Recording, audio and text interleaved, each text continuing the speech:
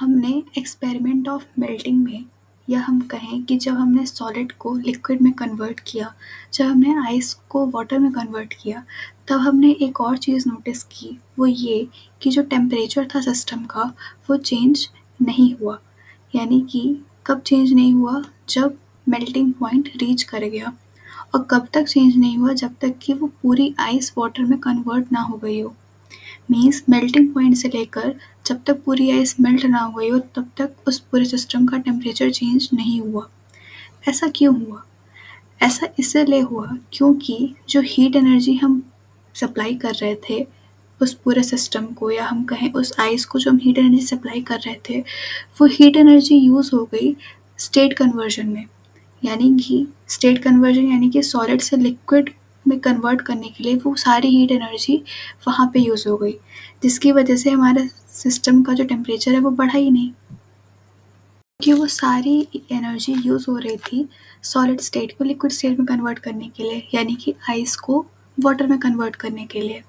लेकिन गौर करने वाली बात यहाँ पे ये है कि माना कि टेम्परेचर राइज़ नहीं किया, लेकिन जो आइस थी वो एनर्जी एब्जॉर्ब तो कर ही रही थी, हीट एनर्जी एब्जॉर्ब तो कर ही रही थी, तभी तो वो स्टेट कन्वर्ट कर पाई, तभी तो वो आइस लिक्विड में हो कन्वर्ट हो पाई।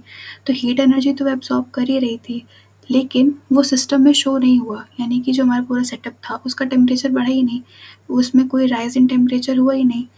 तो वो एक ऐसी हीट थी जो कि छुपी हुई थी, जो कि हमें दिखाई नहीं पड़ी, जिसका आउटकम या जिसका रिजल्ट हमें मिला ही नहीं।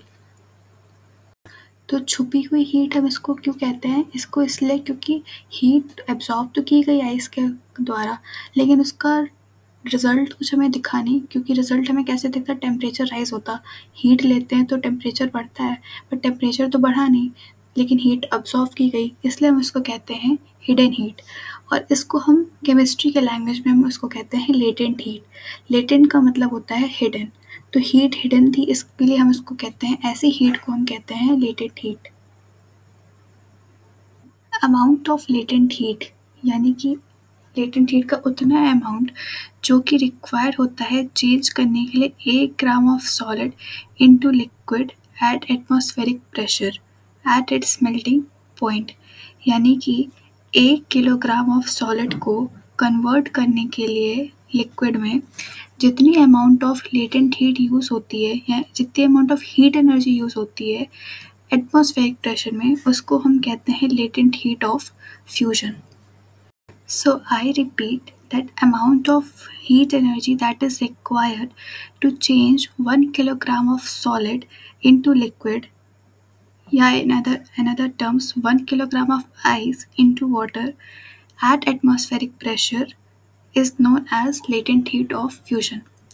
और लेटेंट हीट ऑफ फ्यूजन से हमें ये पता चलता है कि कोई भी पार्टिकल जो कि वाटर में है एट 0 डिग्री सेल्सियस, उसके पास ज़्यादा एनर्जी होगी as compare to same particle जो कि आइस के फॉर्म में है। But at the same temperature में कोई भी पार्टिकल्स अगर वाटर में है उसके पास ज़्यादा एनर्जी होगी as compare to that particles in the form of ice.